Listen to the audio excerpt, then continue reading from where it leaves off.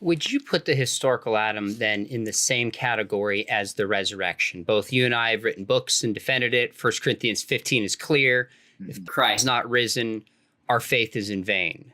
Would you say similarly, if Adam is not historical, our faith is in vain, or would you qualify it differently? No, I think that would be really misplaced theological priority, Sean. I would say that it would require you to revise your doctrine of inspiration and your Christology, but by no means would the denial of the historical Adam make you a heretic or separate you from salvation. In fact, in the opening chapter of the book, I explore a few of these worst case scenarios, as I call them. I say, suppose my proposal doesn't work.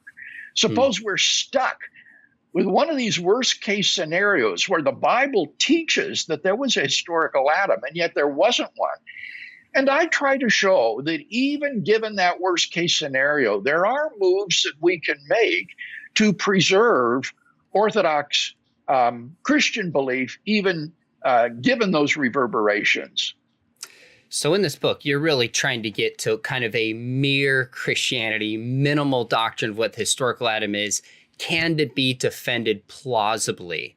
And so that's why at the beginning, you're saying even if there's not a historical Adam, which you don't embrace, it's not necessarily fatal to Christianity, although it would take serious revisioning compared to finding the body of Jesus. So important, but not essential. Okay.